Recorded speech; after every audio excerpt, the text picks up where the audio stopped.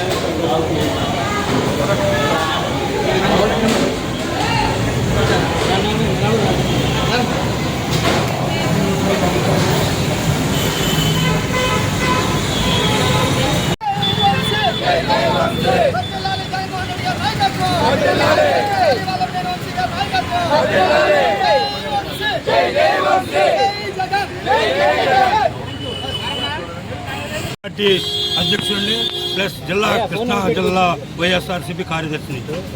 ఈరోజు ముఖ్యంగా మా ప్రియతమ శాసనసభ్యులు శ్రీ వల్లభనేని వంశీమోహన్ గారు గత దాదాపు ఒక 20 సంవత్సరాల నుండి పార్టీలకు అతీతంగా ప్రజలకు సేవ చేస్తూ ఆయన యొక్క కార్యక్రమాలు నిర్వర్తించుకుంటూ వచ్చాడు. కానీ అనేక అనివార్య పరిస్థితులలో ఆయన్ని గత 3 మాసాల నుండి అరెస్ట్ చేసి అక్రమ కేసులు బనాయించి ఆయన్ని ఇబ్బంది పాలు చేస్తూ ఆయన ఆరోగ్యం కూడా జైల్లో ఉండి ఆయన ఆరోగ్యం కూడా క్షీణించింది. దాని నిమిత్తం ఈరోజు మన విజయవాడ రూరల్ మండలం తరఫున వైఎస్ఆర్సీపీ నాయకులందరూ ఆధ్వర్యంలో ఈ యొక్క అమ్మవారికి వల్లభనేని వంశీ మోహన్ గారి యొక్క ఆరోగ్యం గన్నవరం నియోజకవర్గ మాజీ శాసనసభ్యులు వల్లభనేని వంశీమోహన్ గారు గత 100 రోజుల నుంచి సబ్ జైల్లో ఉన్నారు. ఆయన అనారోగ్యంగా ఉండటం వలన ఈ రోజున ఆయన ఉన్నటువంటి అక్రమ కేసులన్నింటినీ కూడా త్వరలోనే న్యాయస్థానంలో ఆయన బెయిల్ రావాలని, అదేవిధంగా ఆయన ఆరోగ్యం కుదిరిపడాలని చెప్పి ఈరోజు రామారపూడి వెంకమ్మ తల్లి గుడిలో విజయవాడ రూరల్ మండల వైఎస్ఆర్ కాంగ్రెస్ పార్టీ తరఫున ఆయనకు ప్రత్యేకమైనటువంటి పూజా కార్యక్రమాలు చేపట్టడం జరిగింది. ఈ నియోజకవర్గంలో గతంలో ఆయన శాసనసభ్యులుగా ఉన్నప్పుడు పేద ప్రజానికాన్ని అందరికీ కూడా ఎంతగానో ఉపయోగపడేవాళ్ళు. ఏ ఒక్క వ్యక్తి వచ్చినా కూడా వాళ్ళకి కావాల్సినటువంటి అన్ని రకాల సదుపాయాలు నియోజకవర్గ ప్రజలకు అందుబాటులో ఉండేవారు. వాళ్ళకి ఆర్థిక సహాయ సహకారాలు అందించేవాళ్ళు. మళ్ళీ ఆయన త్వరగా కోలుకుని ప్రజాజీవనంలోకి వచ్చి ఈ నియోజకవర్గ ప్రజలతో మమేకం అయ్యి మళ్ళీ ఈ నియోజకవర్గంలో తిరుగులేని నాయకుడిగా రావాలని చెప్పి పార్టీ తరఫున మనస్ఫూర్తిగా కోరుకుంటూ వెంకమ్మ తల్లికి ఈ రోజున ప్రత్యేకమైన పూజా కార్యక్రమాలు చేపట్టడం జరిగింది.